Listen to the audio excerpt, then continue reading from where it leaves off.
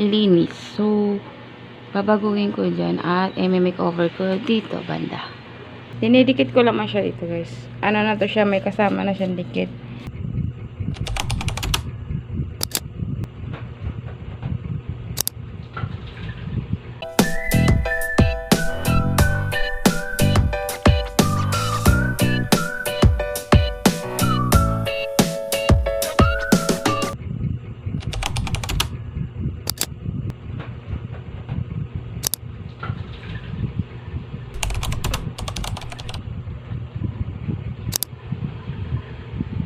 Good morning guys! Maaga ako nagising. 3:30. Kaya eto, nag-init ako ng tubig. At ako'y magkakape muna guys. Pero bago sa lahat, ako'y magluluto. At nagsalang na ako kanina ng sinaing. At maglilipat lang ako dito banda sa may kusina. Dahil meron kaming naiiwan na hugasin kagabi. Magluto lang ako dito ng almusal. At magluto ako ng ham at saka hotdog. Kanina naman, nagluto ako ng siomay. Ilang piraso lang. At inibabaw ko na lang dun sa kanin.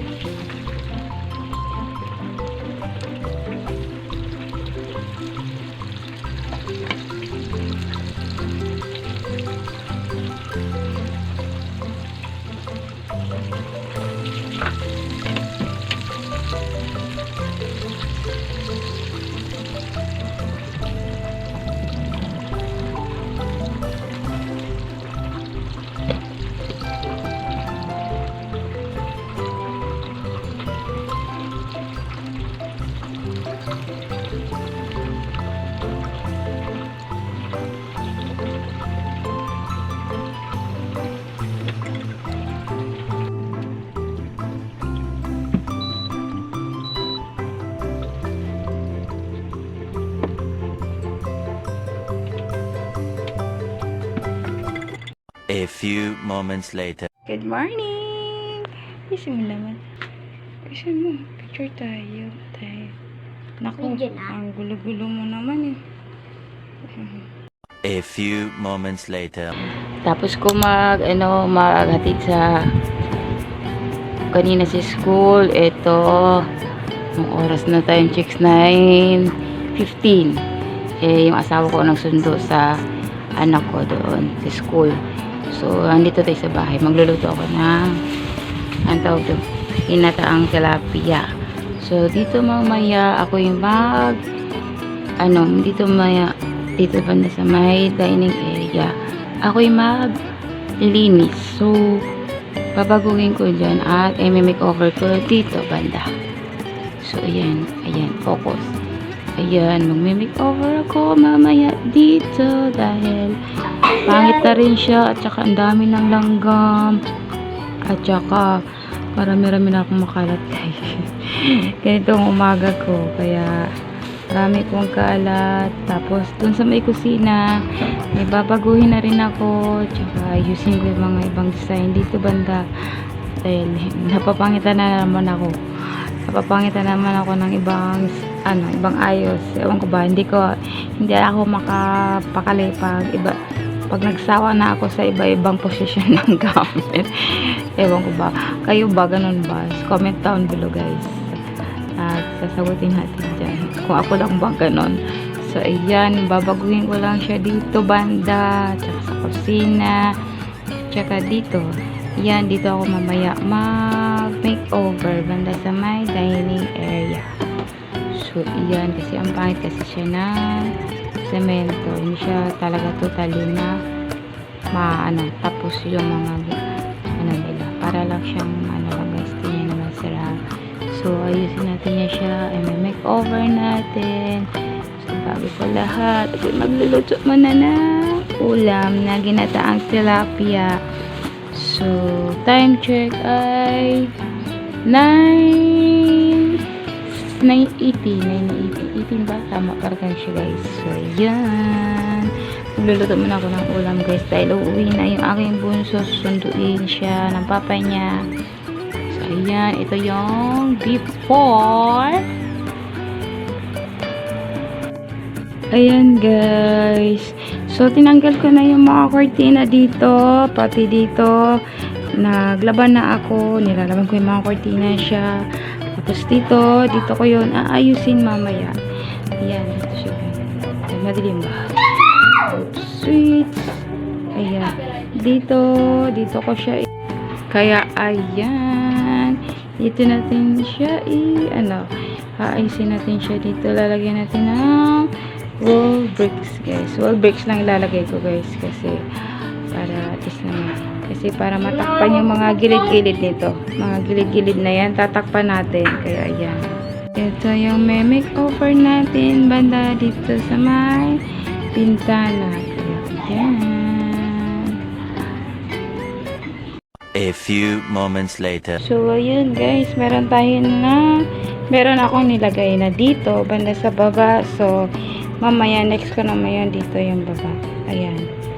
So, dinere ko na siya. Hindi ko na pinakita yung paano ikabit. Alam niyo naman kung paano ikakabit. Pero mamaya, ipapakita ko paano ko ikakabit siya guys. Para at least, pakita niyo naman.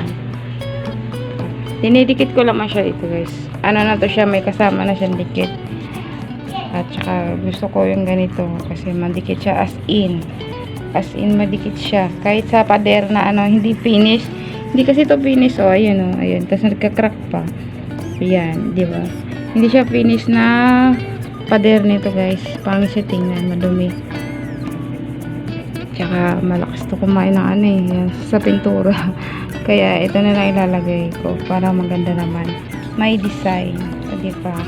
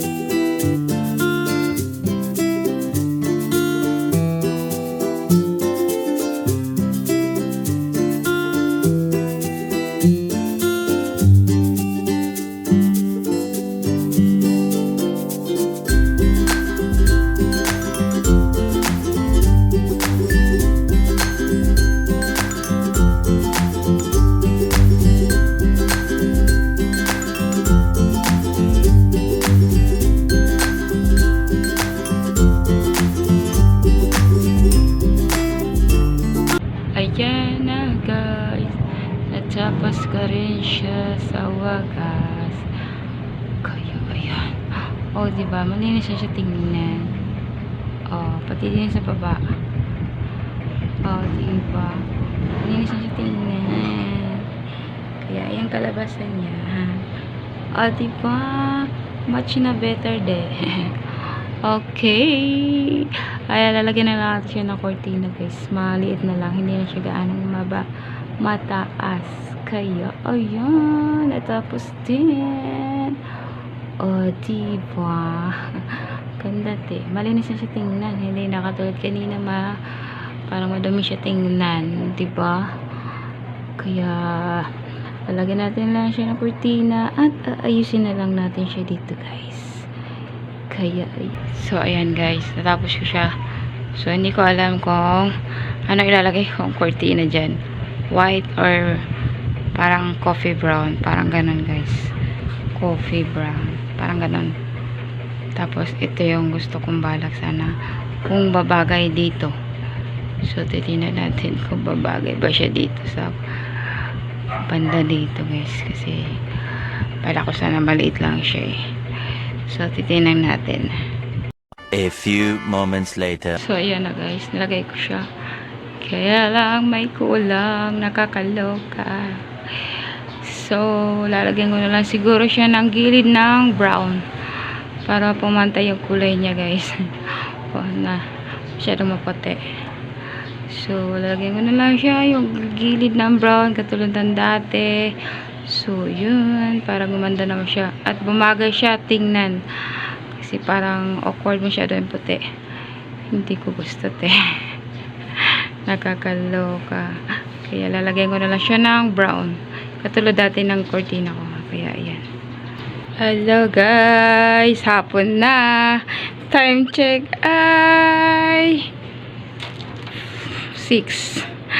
Kaya, eto. Ito ang nangyari sa aking ayan. O, diba? Nice na siya. O, diba? O, hindi na siya, madumi. Malinis na siya tingnan. O, diba? Nice na kaayos siya, no? So, transfer na natin siya mamaya dahil hindi na ako mapapakita kung magwalis at saka ayos.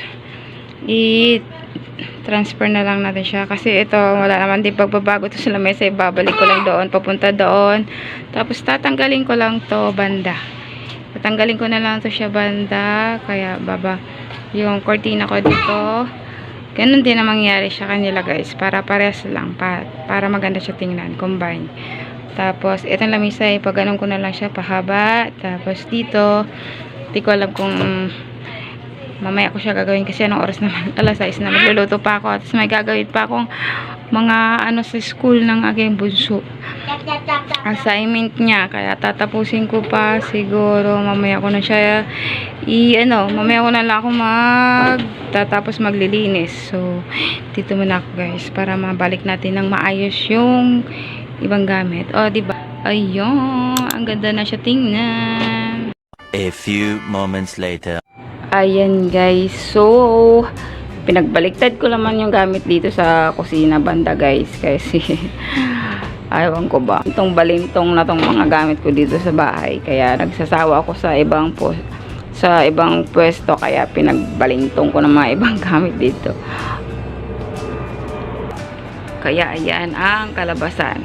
So, inurong ko na lang yung ref doon. So, balak ko, papatungan ko na lang yung ref para tumasya, pumantay nitong, yung parang instant, bang tawag nito? Ano ba tawag nito? Comment down below, nakakalimutan ko na siya. Anong tawag nito? Basta, yun na yun, para pumantay siya, yung taas nitong ref na to, tsaka nito, para umangat siya ng konti, mas bagay naman siya ng konti, guys. So, bala ko siyang gagawaan ng patungan yung ref. Kasi meron naman ako mga ibang may ibang kahoy na ganito. Kaya, yun. Pinag-iba ko na lang ang pwesto dito sa kusina at hindi na ako nakapag-video dahil as usual, power bank, charge yung ating camera na gagamitin. Kaya ayan, pinag-iba ko na lang at saka iniba ko rin yung organize dito banda. So hindi pa ako tapos ilalagay, meron pa dito sa lamesa. So hindi ko pa alam kung ililigpit ko na ba yan siya. Nanghinayang naman ako iligpit kasi lagayan siya ng mga ulam na tira. So ito na lang na siguro lamesa, pag ganun na lang siya pahaba para doon ang pwesto ng upuan pati dito. So yun na lang ang gagawin natin. Time check ay umabot naman tayo ng alas 7. O diba, gabi na siya as in guys. Kaya yun. At dito naman tayo. O diba, ganda-ganda te. Kakaayos ko ng ibang gamit. At ano-ano nang pinag-iisipan ko para lang gumanda yung pwesto na to. Kasi balak ko naman dito. So, meron na akong naibili para dito, mababaguhin. Pero, plain white lang siya ilalagay ko dito guys. Pero dito, meron akong babaguhin din. Pero dito, pasamantala, wala muna tayo.